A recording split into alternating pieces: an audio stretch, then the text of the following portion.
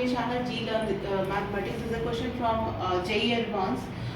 This is mentioned that this is a directly probability question. So probability question में ज़्यादातर easy रहता है, conditional probability इसका use रहता है. And a bag contains n balls out of which 3 balls are white. A bag में सोच लो 3 बॉल है, n बॉल्स है, उसमें 3 बॉल क्या है, वाइट है, 6 बॉल्स ग्रीन है and the remaining balls are blue. अब चलो हम एक बैग बनाते हैं. बैग में क्या है, 3 बॉल्स जो है हमारा वो 3 बॉल्स वाइट है एंड 6 बॉल्स जो है वो ग्रीन है and the remaining total n में से ये चला जाएगा तो कितना हो जाएगा, n माइनस 9 बॉल्स क्या है, blue. Correct. And 3 balls are drawn randomly one after the other without replacement. 3 balls को एक के बाद दूसरा बिना replacement के निकाल रहे हैं. WI, GI and BI denote the events that the ball drawn in the ith draw is a white ball, green ball. ith draw में अगर जो हम WI एक ऐसा event, BI denotes the event. BI एक ऐसा इवेंट है जिसमें बताया जा रहा है कि ith मतलब कोई सा भी ड्रॉ है जो हम बॉल को निकाल रहे हैं वो पहले वाइट बॉल है, फिर ग्रीन बॉल है एंड ब्लू बॉल है.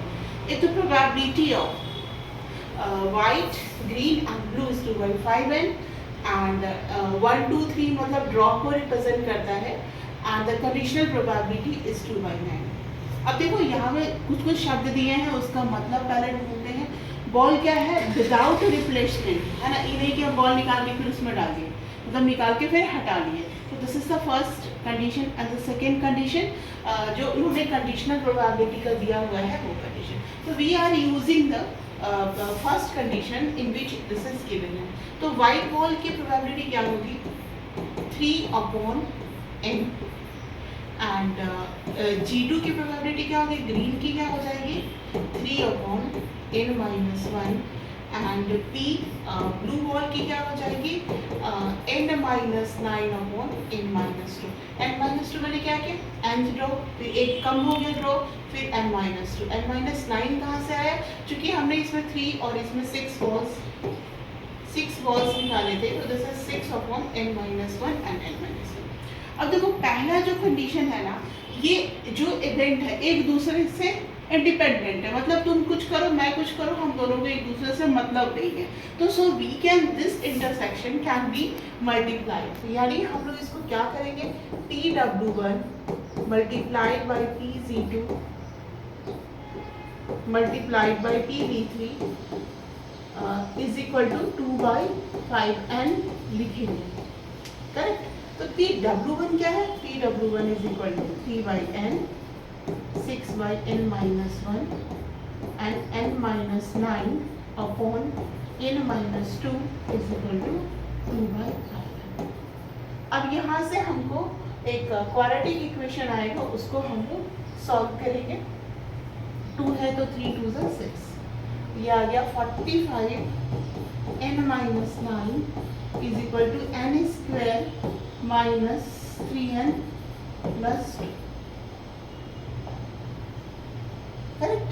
तो अब इसको सॉल्व करने के लिए हम लोग क्या करना होगा, जैसे क्वाड्रेटिक इक्वेशन पहले सॉल्व करते थे, n स्क्वायर माइनस 3n तो माइनस 48n हो गया एंड प्लस 2 प्लस 45 9 जा क्या होता है 405, ये हाँ 405 होगा, क्योंकि 450 होता है 10 जा तो 4045 कम हो गया. तो this is come as n square minus 48n plus 407.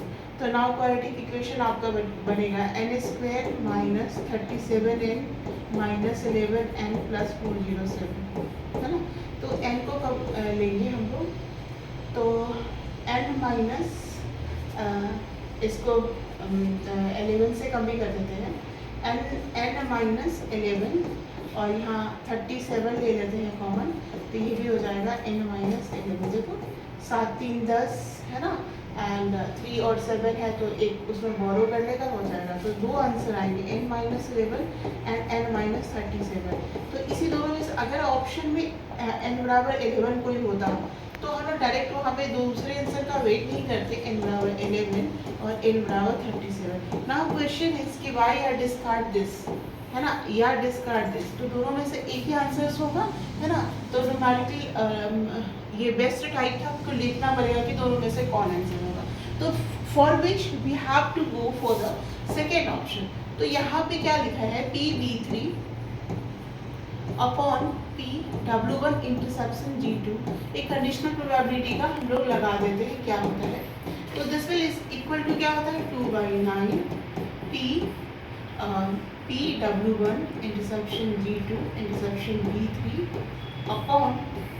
Upon P जो हमारा लिखा हुआ है W1 इंटरसेप्शन G2, है ना।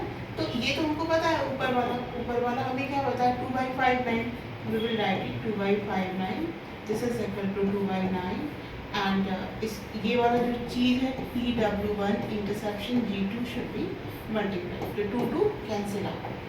नाउ अब कंडीशन क्या होगा, दिस इम्प्लाइज W1 का हमने निकाला हुआ है, W1 का क्या निकाला हुआ है भाई, 3/n, तो यहाँ पे हम लोग डायरेक्ट लिख देते हैं because these are the independent events. तो हम लोग इसको लिख सकते हैं